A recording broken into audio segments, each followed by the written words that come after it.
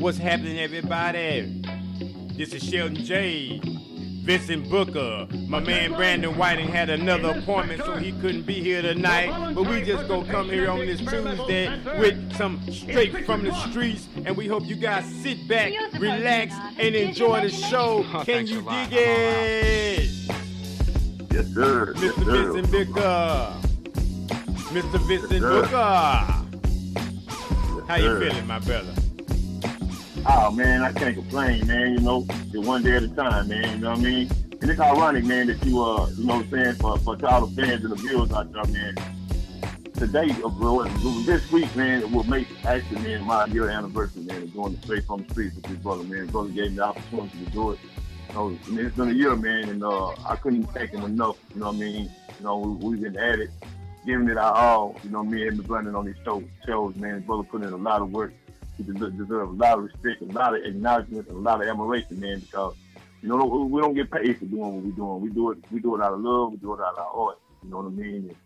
And, man, you know, we're going to keep doing it. We're going to keep doing it, man. And, it's good, but still, to me, I think it's going for you. It's going, my man. It's moving. It's grooving. I'm laying the foundation, man, putting the groundwork in, you know, as I told you, with this origination thing, back in the mix, you know, so building these relationships up that are dependable relationships, if you will. And so just grinding, my man, just grinding, living, loving, caring, and trying to do the best I can with what I can every single day, my brother, every single day. Yes, sir. Yes, sir. You know, that's it, you know, man. That's what we got. We just said we got to make meals out of scraps, huh? Yeah, you know? man. Yeah, that's man. what we gonna do. That's how to do.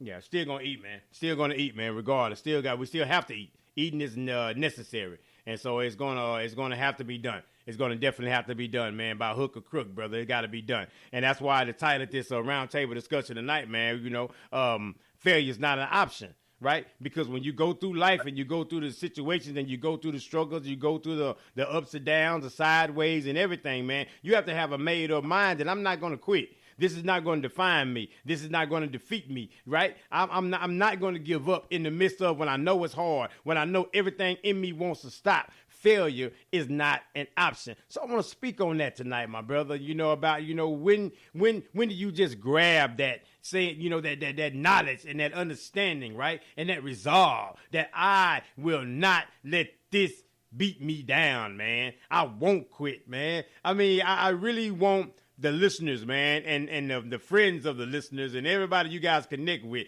to really, really get this show tonight. That failure is not an option. I understand sometimes that we have things that go against us, but we have so much out there that's going for us if we just faint not. If we just keep on going, if we just keep on pushing. And Mr. Vincent Booker, man, I'm going to let you chime in on this one, man, too, my brother. But I just want to just give the people, man, an introduction, man. This is something that's near and dear to my heart, that failure is not an option and it cannot be an option. And as long as you're dealing with Shelton J, think about a radio, keep on pushing enterprises, I would not let you quit. Can you dig it? Yes, sir. Man, I would like to say, first of all, the failure not being an option is exactly what it is. Because the only time you fail is when you just simply don't try. So for all of those that's not trying, this is when you fail it, you know. And then we got those that's sitting on the sidelines that's doing nothing, and they'll want to criticize and critique everything that those that's out here being active are doing. You know, we got to get away from that, man. We got to get away from that. We got to start covering our faults, covering each other's faults, because we human. We prone to do wrong. We prone to make mistakes.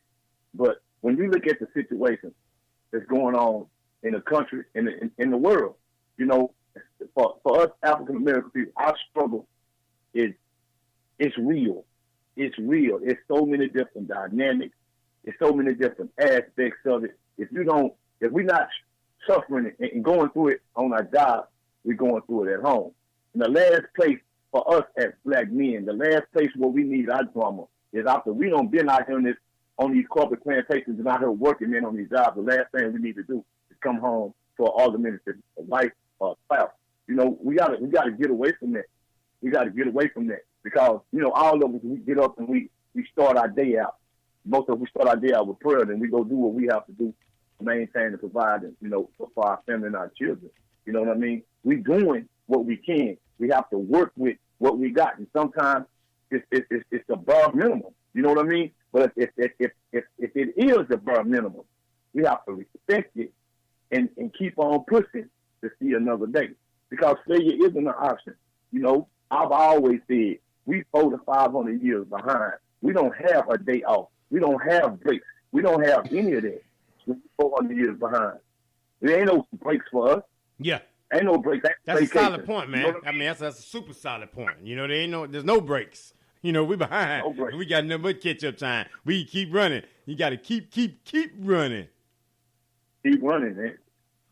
Yes, sir. Yeah, and it's because you know, it's like we got so many different.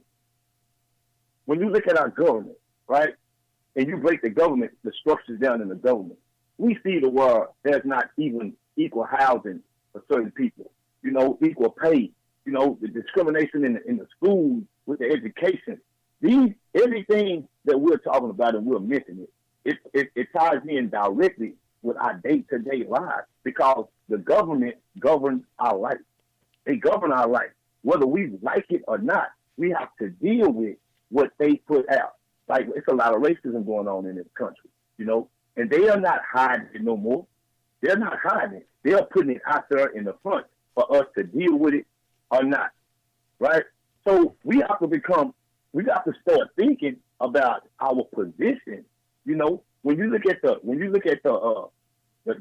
Chinese people in this country, right? The Chinese people, when you look at them, they have a home. They have a military that supports that country. The Hispanic people, they have that. Everybody have that except for the African Americans. You know, this is a problem. Like, we need that. We need that. You can't have a government and not have no security. You know? But when you look at some of the laws, the legislations that are being passed, this is what we're talking about fighting. Like, there's no room for us to give up, because we have children. Our children's future depend on it. Our children's future depends on how hard we fight. You know, and that fight that we fighting now, the brothers been fighting it for a long time. So we all have to be thankful and show our gratitude for those that came before us, our predecessors, man, that didn't give up that fight. Because had they gave up, we wouldn't be in the position that we in now. Right. You know, it's not too from where we came from, but the needle has moved. Well, because they made up their mind that they would not quit. Right. It was important. Whatever they were doing, man, the goal, even if they had to give up their life, right? It was important for them to go forth, because they said, if I fail, as you say, generations wouldn't benefit from what they did if they failed, if they quit. So I'm sure they had fear. I'm sure there was some trepidation going on there. But at the end of the day, it was worth it. And so each thing that we accomplish in life, is it worth it? How much is it worth to you? To where how much work you put into it? How much effort you put into it? How much, even if you don't let discouragement discourage you, right? How bad do you want it? How bad do you really want it? And that's the whole nuts and bolts of the whole thing, man. How bad do you want it? Because when you want it bad enough, failure is not an option, man. You won't let yourself fail, because I want this. This will not defeat me. This will not kill me, man. This will push me forward to where I need to be. This is just the shake-up I need. Let's go, right? Let's go. You know, and so because you won't quit on yourself. You won't forgive yourself if you quit on yourself, right? Others will quit on you. Others will doubt you. Others will put you down. Others will not support you like you think they should support you. Others, that's what others do. But what do you do for you? What do you deposit into yourself to where when those lean times come, you can still eat? You may not be eating filet mignon, but you're still eating, right? So you got to make sure you make those deposits into yourself that I will not quit. I will not fail. I will not fail myself. I will not fail myself.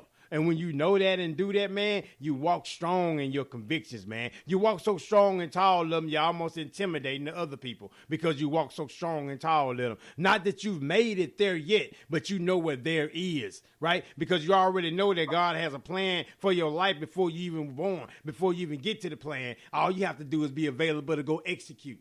because the plan is already there. You just have to follow the manuscript. That's right too, bro. Totally agree. And another thing I would like to add to that is that, you know, some of us, we have to be mindful that, you know, this is for the men and the women, right? This is for the men and the women. For the men that's out there in the workplace or doing whatever they need to do to provide for their family. You know, if you're going to work and you might have a female as a supervisor or whatnot, somebody that's over you or whatnot.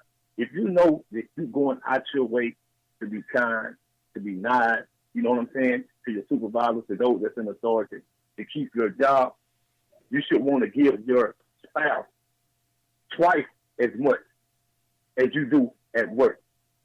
You know what I mean? Because sometimes we forget that. We go to work and we yes sir this, yes ma'am this, yes ma'am this, yes sir this. But when we go home, we got our nose punched and our slap. Man. Yeah, that's wrong. That's wrong. We cannot do that.